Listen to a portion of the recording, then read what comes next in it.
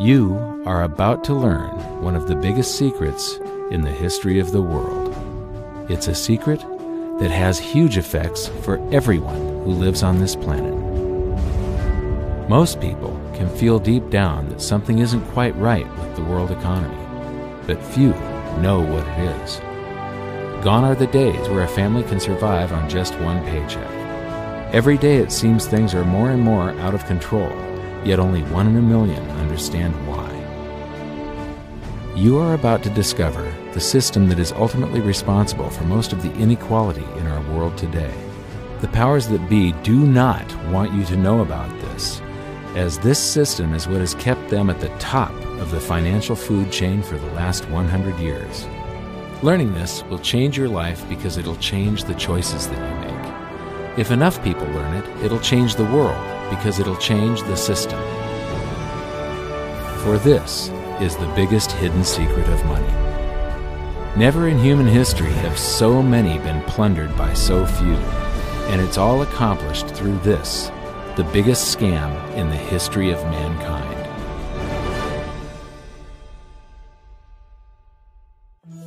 They say that money doesn't grow on trees, but the truth is that the modern banking system creates currency far faster than trees can grow. Most people don't have a clue how currency is created. Economists and bankers make it sound so complex that people think they can't understand it. But I'm going to strip our monetary system down to its essence so that you can see the scam behind the curtain and just how it affects you. Every modern society creates currency in pretty much the same way.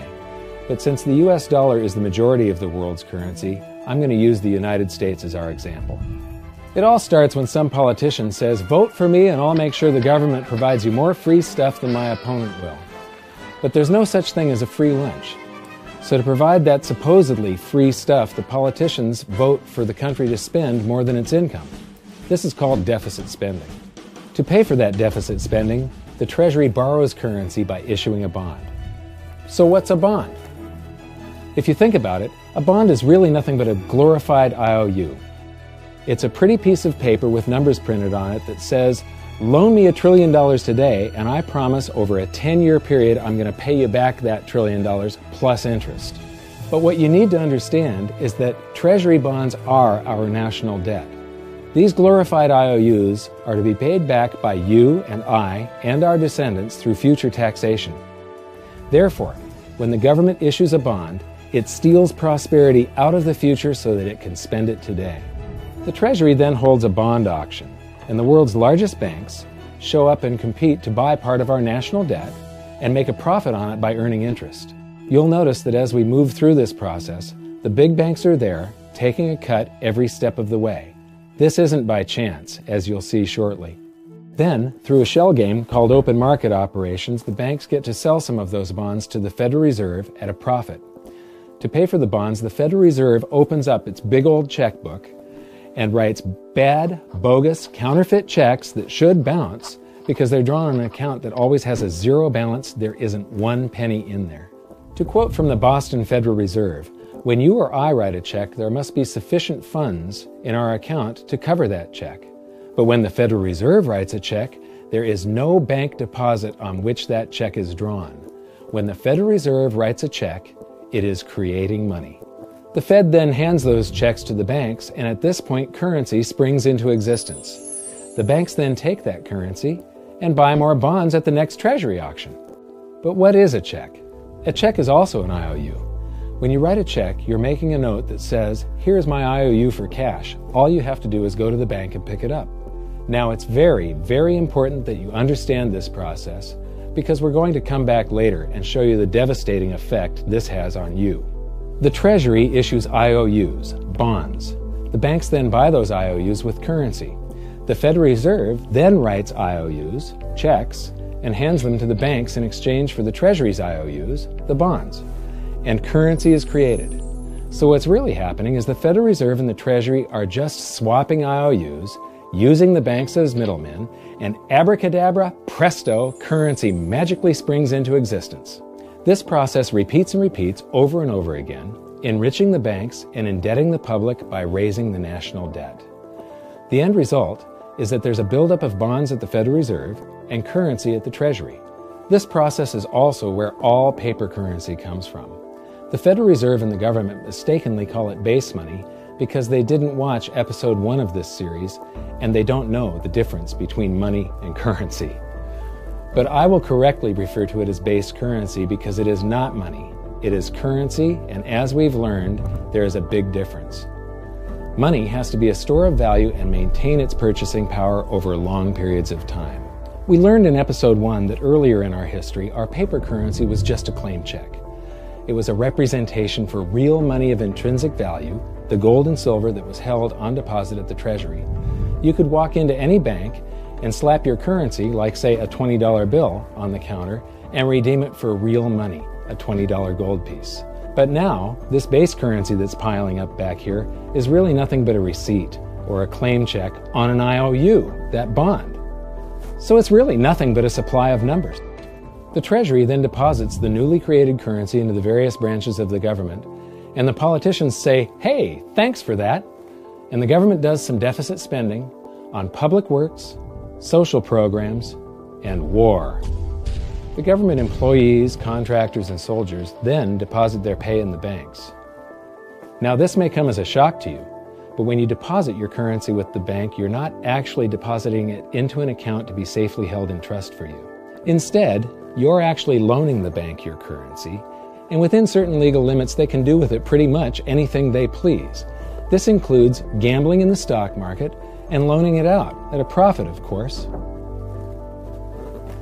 Now this is where the machine of currency creation really gets cranking, because this is where something called fractional reserve lending comes into play. Fractional reserve lending is exactly what it says. The banks are allowed to reserve only a fraction of your deposit and loan the rest out. Although reserve ratios may vary, I'm going to use a 10% reserve ratio as our example. If you deposit $100 in your account, the bank can legally take $90 of it and loan it out without telling you. The bank must hold $10 of your deposit in reserve just in case you want some of it. These reserves are called vault cash. But why does your bank account still say you have $100 if the bank has stolen $90 of it? Because the bank left IOUs it created, called bank credit, in its place. Now I know this sounds crazy, but here it is in black and white from the Fed.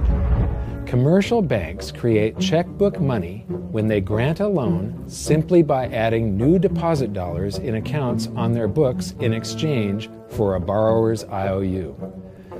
These are nothing but numbers that the banks type into their computers. And even though these bank credit IOU numbers are very different from base currency numbers, because they only exist in computers, they are still currency. So now there is $190 in existence. Now the reason people take out loans from the banks is to buy something. They're going to buy a house or a car or something like that. So the borrower takes the $90 that the bank loaned to him from your account, and he pays the seller of the item. But then the seller deposits that currency into his account, and his bank loans out 90% of that and leaves bank credit numbers in its place. So now there's $271 in existence. This process repeats and repeats until under a 10% reserve ratio, an initial deposit of just $100 can create up to $1,000 of bank credit, all backed by $100 of vault cash, just 10%. But as I said, reserve ratios vary wildly. On some deposits, it's 10%, on others, it's 3%, and on some forms of deposits, reserve requirements are 0. The result is that the expansion of the currency supply by the banks is far greater than even this example would lead you to believe. So once again, when currency is deposited in the banks get to lend it out, and then it gets redeposited and relent, redeposited and relent, redeposited and relent over and over again, creating bank credit all the way. This is where the vast majority of our currency supply comes from. In fact, 92 to 96% of all currency in existence is created not by the government, but here in the banking system. Now, massive amounts of currency spewing into society may at first sound like a fun idea. That is, until you remember one of the most important hidden secrets of money from episode 1, that the prices of everyday goods and services act as a sponge on an expanding currency supply. The more currency we have, the more prices rise. This is where inflation comes from. The true definition of inflation is an expansion of the currency supply. Rising prices are merely the symptom. So our entire currency supply is nothing but a couple of bucks whipped up in this hocus-pocus scam where the Treasury and the Federal Reserve swap glorified IOUs, and a bunch of numbers that the banks just type into their computers. That's it. That's our entire currency supply. It's nothing but a supply of numbers. Some of them printed, most of them typed, and there is nothing else. But if you thought that was crazy, get ready to enter the twilight zone of modern economics. We work for some of that currency supply. True wealth is your time, but we trade away moments of our lives, hour by hour, day by day, and year by year, for numbers that somebody printed on pieces of paper or just typed into a computer. Now those numbers represent our blood, sweat, tears, labor, ideas, and talent. We are what gives the currency its value. But here comes the really cruel joke. We work hard so that we can save some of that currency, so that we can pay the tax collector. In the United States, it's known as the IRS. They then turn it over to the Treasury so that the Treasury can pay the principal plus interest on that bond that the Federal Reserve bought with a check drawn on an account that has nothing in it. Now let's do a recap on this section, because this is where the system begins to rob you and I on a massive scale. Much of our taxes are not used for schools, roads, and public services, but to pay interest on bonds that the Federal Reserve bought with a check drawn on an account that has nothing in it. The Federal Reserve is committing fraud. But here's one of the biggest secrets of them all. Before the establishment of the Federal Reserve, there was no need for personal income tax. The Federal Reserve was created in 1913, and that very same year, the Constitution was amended to allow income tax. Do you really think this was just a coincidence? Ask yourself how much income tax you've paid over your lifetime. Much of it has been silently siphoned away into the hands of those who own the system. Yes, this system has owners. Who they are is an even bigger secret that we'll get to shortly. But first, we need to understand the mumbo-jumbo of the so-called debt ceiling. It's all based on a huge paradox. There was interest due on that bond, and there was interest due on every one of those loans that the banks made. That means that there is interest due on every dollar in existence. Let me ask you something. If you borrow the very first dollar into existence, and that's the only dollar that exists on the planet, but you promise to pay it back plus another dollar's worth of interest, where do you get the second dollar to pay the interest? The answer is that you have to borrow that one into existence and promise to pay it back with interest as well. So now there are $2 in existence, but you owe $4, and so on and so on. The result is there's never enough currency to pay the debt. There is always more debt in the system than there is currency in existence to pay the debt. Therefore, the whole system is impossible. It is finite. It will come to an end one day. What would happen if the government stopped borrowing to do deficit spending? Are the payments on those treasury bonds going to stop? What would happen if the public stopped borrowing and going deeper into debt? Are your house and car payments going to stop? No. There is a payment due every month on the principal plus the interest on every dollar in existence, and those payments do not stop. If we stop borrowing, then no new currency is created to replace the currency that we used to make those payments. Whether you're making a payment on a loan or paying tax to make a payment on a bond, the portion of the payment that goes to pay off the principal extinguishes that portion of the debt. But the debt also extinguishes the currency. Currency and debt are like matter and antimatter. When they meet, they annihilate each other. If we just pay off the principal only on all the loans and bonds that exist, the entire currency supply just vanishes. So if we don't go deeper into debt every year, look what happens. The whole thing goes into a deflationary collapse under the weight of those payments. Politicians and pundits alike talk about balancing the budget, paying down the debt, and living within our means. They don't understand that that is deflationary. It is impossible to do under our current monetary system without collapsing the whole economy. This is why any talk of a debt ceiling is not only ridiculous, it's delusional. The system is designed to require ever-increasing levels of debt just to continue. And that's why politicians will always kick the can down the road and raise this so-called debt ceiling over and over again until the whole system finally collapses under its own weight. In other words, they don't want it to collapse on their watch. The Founding Fathers of the United States knew the dangers of central banking and fought to free themselves from this very thing. The Revolutionary War started out as a tax revolt, but now we must pay tax just to have a monetary system.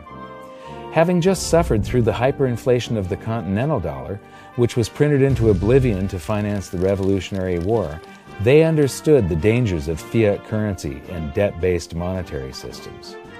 So to protect future generations from institutional theft and out-of-control government, they wrote into the Constitution that only gold and silver can be money for the simple fact that you can't print them.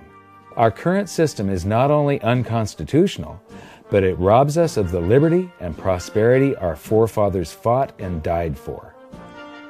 We are all feeling the effects of ignoring the Constitution right now. By forcing more currency into circulation, our purchasing power is diluted.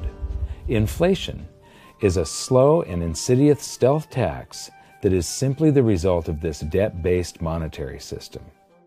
This system empowers and benefits those who create the currency and receive it first, as they get to spend it into circulation before it has an effect on the economy. They're stealing purchasing power from you and transferring it to the banks and the government every hour of every day because of this false monetary system. And it's not like the people at the top don't know this. To quote the Federal Reserve, the decrease in purchasing power incurred by the holders of money due to inflation imparts gains to the issuers of money. This is a fraud. It is a pyramid scheme, it is a Ponzi scheme, it's a scam, and it's a lie. Our entire monetary system is nothing but a form of legalized theft. But here's the biggest con job of them all. The Federal Reserve is not federal. It has stockholders. There is no federal agency that has stockholders. What's a stockholder? A share of stock represents a percentage of ownership in a corporation. So the stockholders are the owners of that corporation. Therefore, the Federal Reserve is a private corporation with owners.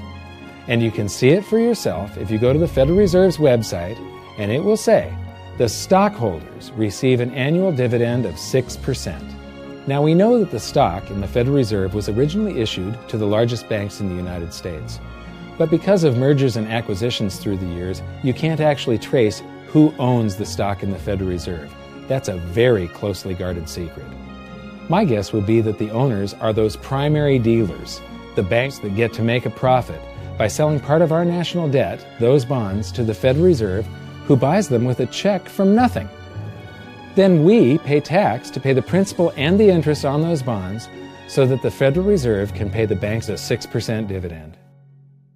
Don't be alarmed if you don't quite comprehend the deception of this system at first glance. Very few people do. It is purposely complex. The economist John Maynard Keynes once wrote, "By this means, government may secretly and unobserved confiscate the wealth of the people, and not one man in a million will detect the theft." I believe that presented correctly, anyone can understand this system, regardless of how complex it is. So let's do a recap and break it down even more. The way the system works is that, step 1, the government creates glorified IOUs. These bonds increase our national debt and put the public on the hook to pay it back. Step 2, IOUs are swapped to create currency. The Treasury sells the bonds to the banks. The banks then turn around and sell our national debt at a profit to the Federal Reserve, which they probably own. The Federal Reserve then opens its checkbook that doesn't have a penny in it and buys those IOUs with IOUs that it writes, checks, on a checking account that has a zero balance. Then they give those checks to the banks and currency just springs into existence, and then the whole process repeats. This results in a buildup of bonds at the Federal Reserve and currency at the Treasury, which is really just a supply of numbers. The Treasury then deposits the numbers in the various branches of the government, and we get to step 3, The government spends the numbers on promises, public works, social programs, and war. Then the government employees, contractors, and soldiers deposit their pay into the banks, and we get to step 4, where the banks multiply the numbers by magically inventing more IOUs through fractional reserve lending, where they steal a portion of everyone's deposit and lend it out. That currency gets redeposited, and then a portion is stolen again, and the process repeats over and over, magnifying the currency supply exponentially. Then we work for some of those numbers, which brings us to step 5, where our numbers are taxed. We pay tax to the IRS, who then turns our numbers over to the Treasury, so the Treasury can pay the principal plus the interest on bonds that were purchased by the Federal Reserve with a check from nothing. Then we get to step 6, the debt ceiling delusion. The system is designed to require ever-increasing levels of debt and will eventually collapse under its own weight because politicians always kick the can down the road. They don't want it to collapse on their watch. And finally, step 7. The secret owners take their cut. The world's largest banks own the Federal Reserve. Those banks make a profit selling our national debt to the Fed. They make a profit when the Fed pays them interest on the reserves held at the Fed, and the Fed pays them a 6% dividend on their ownership of the Fed. This system is fundamentally evil. It funnels wealth from the working population to the government and the banking sector. It is the cause of the artificial booms and busts of modern economies, and it causes great disparity of wealth between the rich and the working class. And it is only possible because we no longer use real money, we use currency. But worst of all, it is a form of enslavement. Bond is the root word of bondage. Whenever a government issues a bond, it is a promise to make us pay tax in the future. Nobody asked you if you wanted to pay tax today for the prosperity we all enjoyed in the last century. Nobody is asking our children if they want to work hard in the future to pay for the prosperity we're enjoying now. George Washington once wrote to James Madison, "No generation has the right to contract debts greater than can be paid off during the course of its own existence."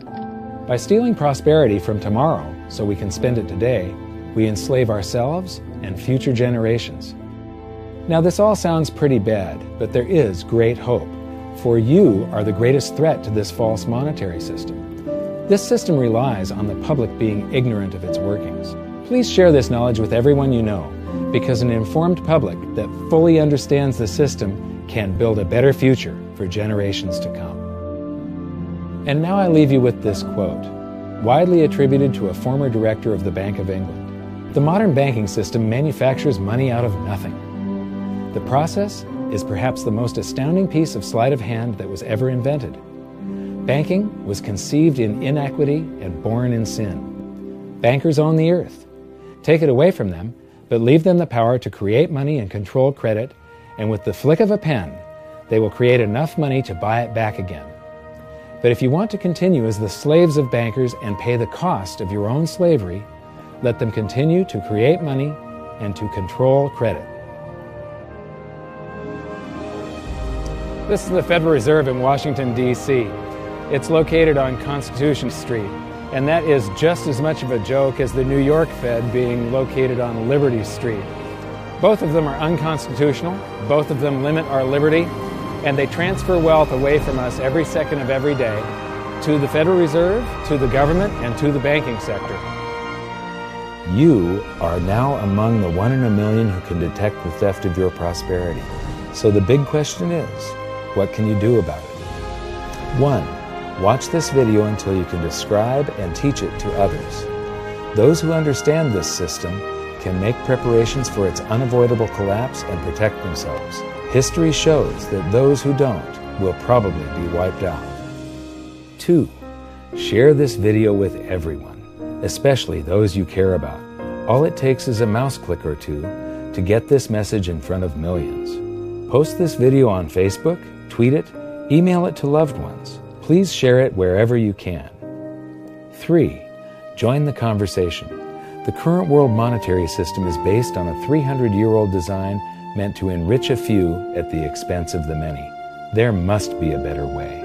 At hiddensecretsofmoney.com, we've created an open source platform for the design and development of a new world monetary system. We're calling on every economist, every student, every college, every bright mind, and anyone who cares to join the discussion.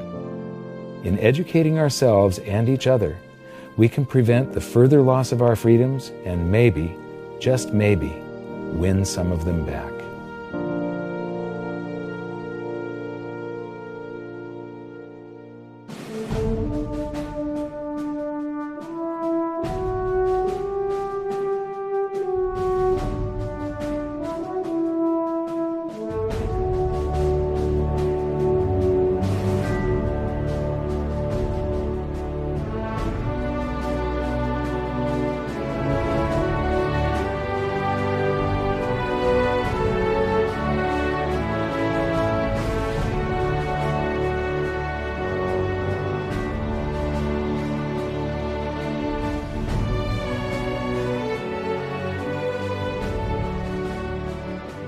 I think your episode 4 is very beneficial, very helpful. It's going to introduce these ideas to a lot of people. And like I've just been talking about, we have to change people's mind. And the more they understand it, the better.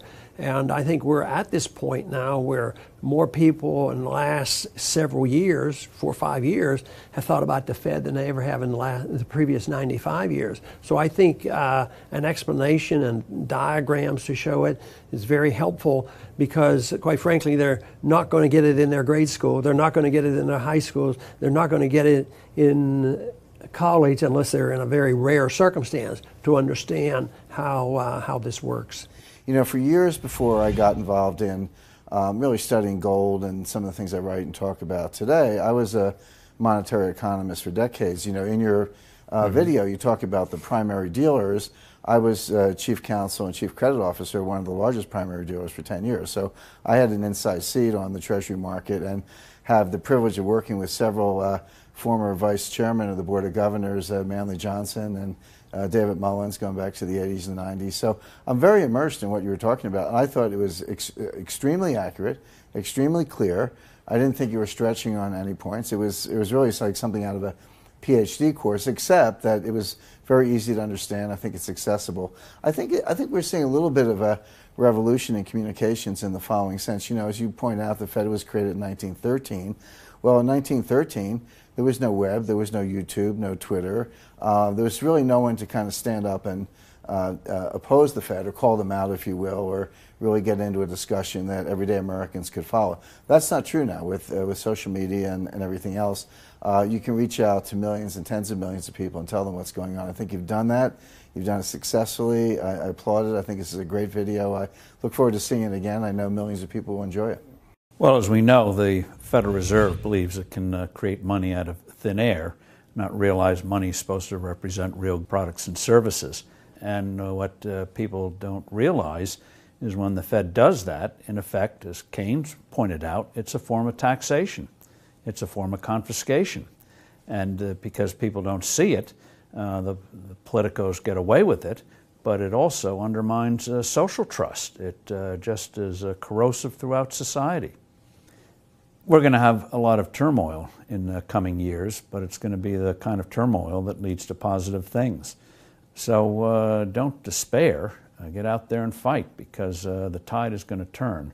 This is going to be the status last stand. Thank you. This episode of Mike Maloney's Hidden Secrets of Money was brought to you by GoldSilver.com and the new Silver Pegasus Round. To learn how to protect your family and turn the coming economic storms into opportunity, visit GoldSilver.com.